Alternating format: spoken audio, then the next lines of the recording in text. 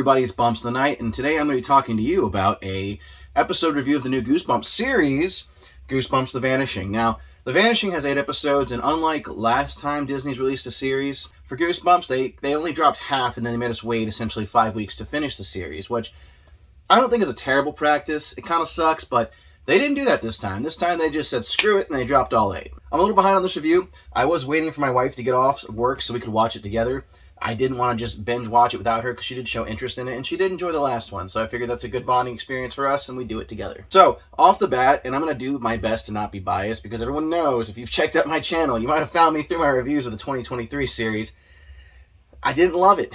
I didn't. So, I'm going to go into The Vanishing here and try to be biased without essentially tearing at a new one, because it is a predecessor of essentially Rob Letterman's work with Disney and Sony. The series starts out set in 1994. Once again, we do that 30-year time skip back. Am I a fan of doing another time skip right off the bat? Not necessarily, but obviously it's going to build up to the plot. I think we already tried it once. Do we have to do a second time skip? No. If we get a third series, I think I'll be rather disappointed if we get yet another 30 years back. I get it. Goosebumps is 30 years old. I get that. I get that. Essentially, its peak was in the 90s, but why do the time skip at all? Why not just set a story in the 90s? You know, you can rule out cell phones, and granted, maybe the whole, if they're doing like shot by shot on the streets, the car situation would be kind of rough. But whatever the case may be, it's 30 years in the past, 1994 in Brooklyn. So we're set in New York this time. Originally, Washington was our first setting. We're all the way across the U.S. here. 4 kids end up going into these tunnels in New York. Apparently, this was like a defunct military base, or supposedly it was a military base where they experimented on people. They get in, it's looking a little sci-fi-y. There's a bunch of old like terminals and shit that like just to give a 70s, 80s-esque vibe. Our 4 kids are startled as somebody makes some noise. This character named Stink essentially knocks something over. He's portrayed as like this clumsy, nerdy kid. And we find out that he's actually one of the main 4 group's brother here. And I think the main guy's name was Maddie from this group. We don't see him very long, but essentially 2 guys, 2 girls, which is Maddie. I didn't catch the other kids' names, and then the brother Stink. Maddie walks his brother, Stink, through the tunnel, and he's like, yeah, you're not going to be here. Get out of here. Get. He does what all older teenage brothers do when their younger teenage brother crashes their party and kicks them. That's normalcy. I totally get that. Anyway, from there, the other 3 kids who are with him notice that there's like a lit-up panel, so they mess with it, and that like activates the, I guess it's a lab, the scientific area they're in, the lab. And then this hole in the ground opens up, and as they all kind of crowd around it, the main character of the group, Maddie, has now returned. He's looking in the hole, and then this, like, the only way I can describe it, and I know it's not, but it just, I'm sure you're going to hear it, and you're going to think the same thing. Like, this symbiote-esque essence escapes as fog from the hole, and essentially latches onto him. All the kids start coughing, and then, like, his eyes start to, like, bleed black, which, again, just, I look at it, and all I see is, like, the symbiote from Spider-Man. But essentially, this black goo leaks from his eyes, and then the girl in the group's like, what's wrong with your face? What's wrong with your face? And then it just freaking melts. So it's like, whoa, okay. We're not playing around this time. Straight in, hard shots. Love it. Because, not gonna lie, the first episode of the 2023 series, although it was interesting, started out very weak aside from Harold's death. I do find it interesting, though, now. We've had 2 major deaths on screen right at the start for each series, so well played. Right after we get Maddie's face melting into like this black goo and showing his skull, it flashes into the intro series where we have this really nice cut of like CGI-style black slime forming the word Goosebumps The Vanishing. From there, we do another jump, and now it's present day. And now what I have noticed is they are pushing like the music of the next generation very hard. Not that I have an issue with that. I actually quite am a fan of the soundtrack $1 Million Baby, so when I heard that playing as the kids got off of the train, walking down the steps to meet Dr. Brewer, I was like, okay, I like that. Our 2 main characters here are Devin and Cecilia, but they go by Dev and Cece.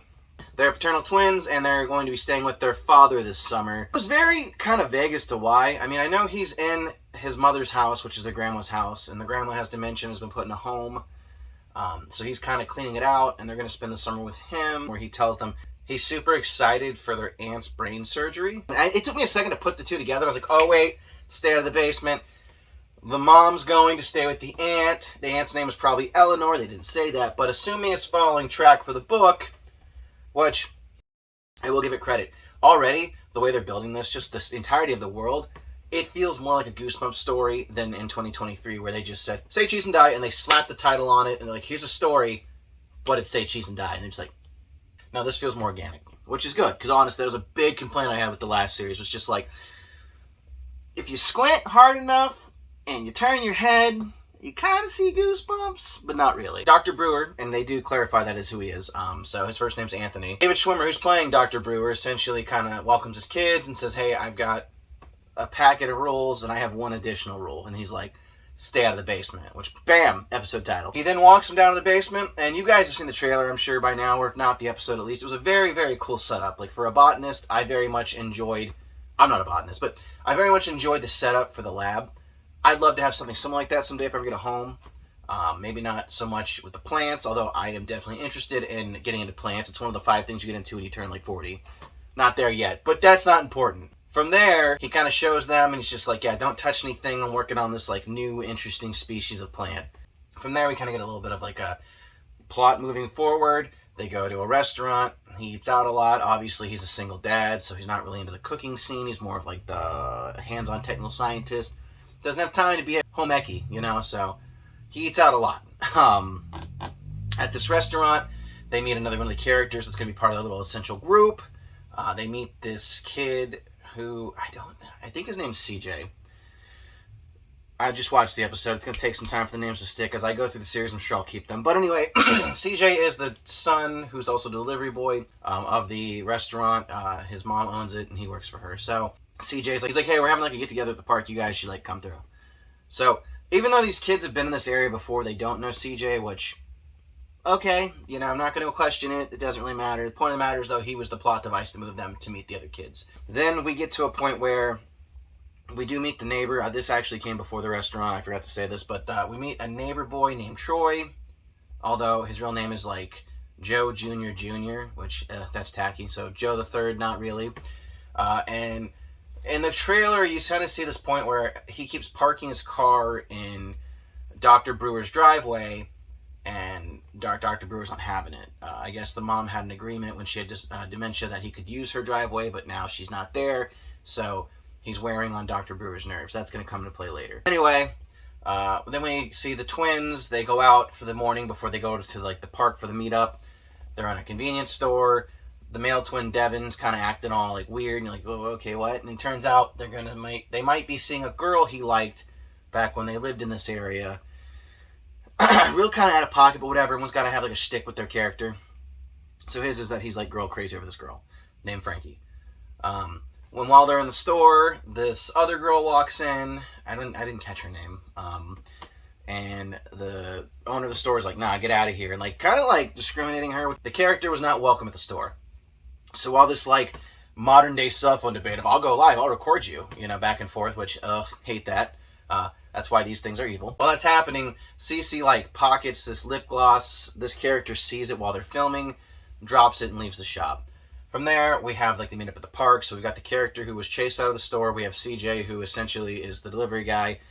This girl named Frankie, who is a love interest for Devin. Cece, and then of course Troy, which don't know why he's really with this group because he's technically older than all of them. They're in high school, he's in college, but whatever, you got to round out the numbers, right? So now we got a group of 6, 3 guys, 3 girls. They kind of go through the whole, and it kind of made me go, because like we had enough of the teenage romance bullshit in the last series. The last thing I want is more love in my Goosebumps. But they essentially kind of set up this whole thing where Devin really likes Frankie, but like they lost track. But Frankie's dating Troy, which, oh shocker, I can fix him. That's all I got from that. The chick who was kicked out of the store kind of confronts Cece for stealing, hinting that she knows what she did. And then they break into the point where they're like, oh, hey, you guys, your uncle is one of the kids that went missing. And that's where we find out the correlation from the beginning. Stink is actually Anthony / Dr. Brewer, depending on who you call him that, which is their dad. So their Uncle Matty is the one that got disintegrated in the beginning. And they kind of explain that, like, they don't know what happened. They just know that on a dare, he went there with some kids, and he was unalived by ghost, if you will.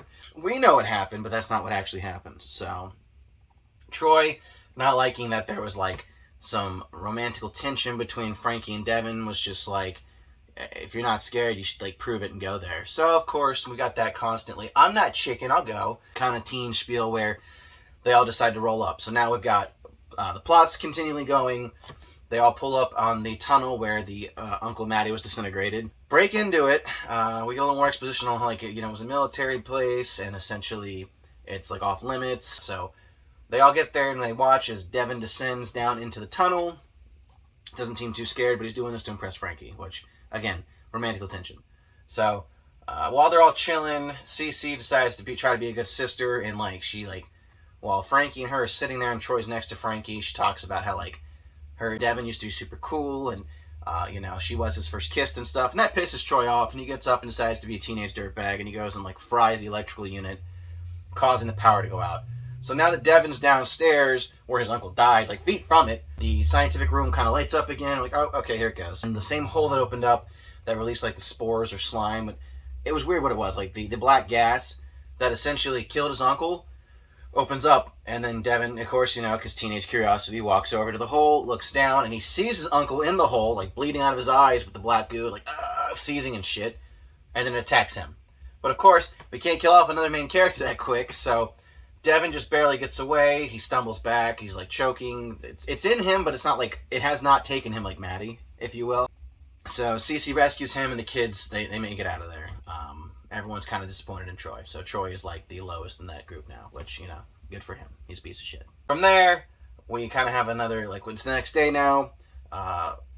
Dr. Brewer's hey, your grandma's having a rough night. I'm going to go see her. You guys should come with. Cece's part of a debate team, or she's in debate camp because she wants to use that for college. She's doing debate camp. She doesn't go, so this is just Devin and his dad going to see the grandma at the nursing home. And she doesn't look, honestly, old enough to be in a home, which I don't know if it was just casting choice or what. I don't know. Personally, I think she looked a little too young to have dementia. Somebody who works in medical, I can tell you, she definitely didn't fit that bill. But you know what? I'm not actually medical. I just work around it. So I couldn't tell you for sure when dementia starts. But to me, she just seemed a little too early for that. Anyway, she's kind of having a freak out. She's talking about, gotta find Maddie, gotta find Maddie, gotta find Maddie. Well, Maddie's dead. We saw him die. But she seems to think he's alive.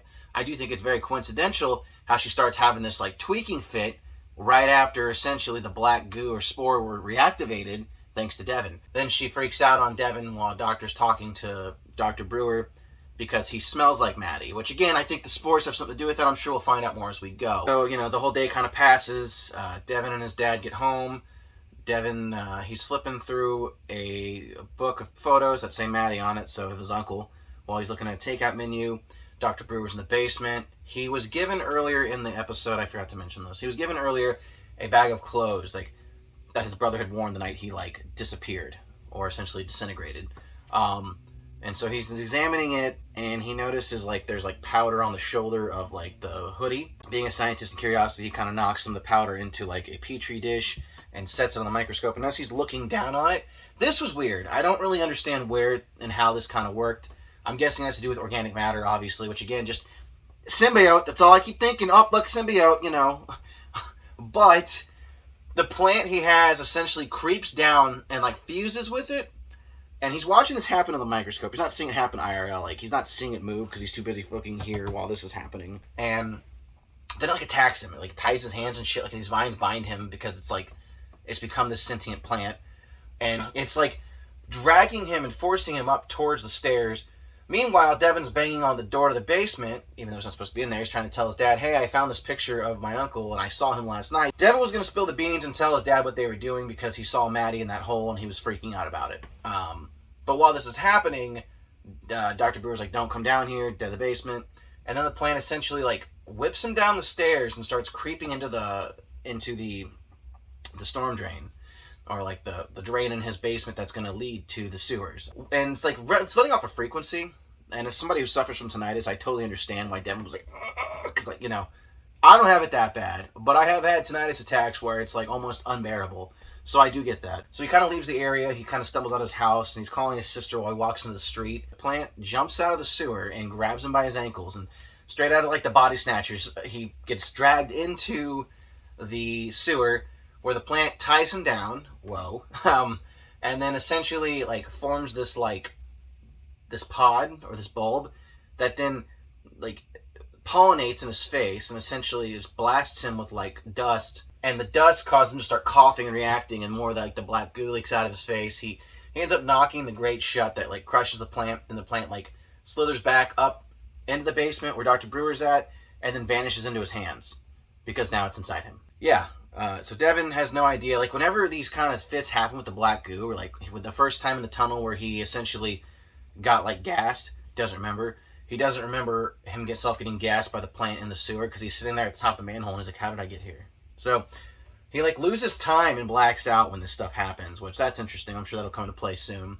And it ends with essentially Dr. Brewer like looking at his hand and seeing a rash that travels up his wrist. He's like, oh no, that's not good.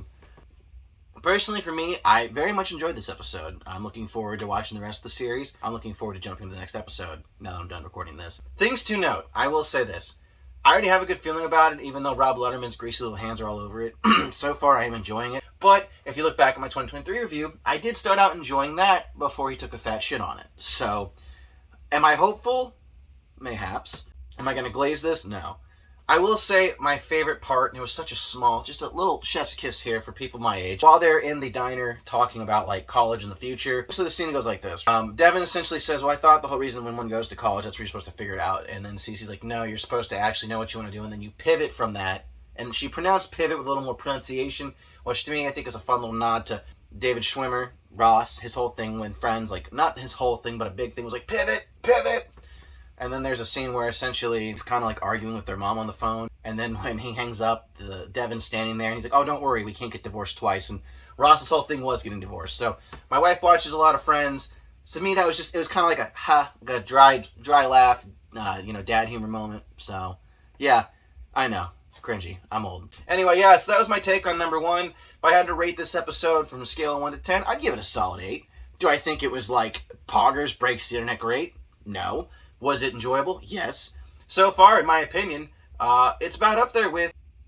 I'd say it's probably up there with the Go Eat Worms episode from the 2023 series, which was the peak in my opinion. So, if it's only up from here, I can't be mad. But again, I've got 7 more episodes to delve into, and I will break them down with you after I finish those.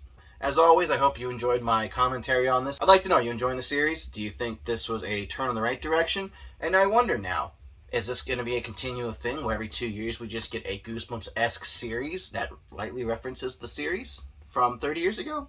Food for thought for now. So make sure, if you haven't already done so, click that subscribe button, drop me a comment, share this with a friend, and just make sure you keep up with me, because between these and the podcast, I got a lot of Bumps content coming out these next couple weeks. So thanks for watching. As always, I appreciate your viewership, and I'll scare you in the next one.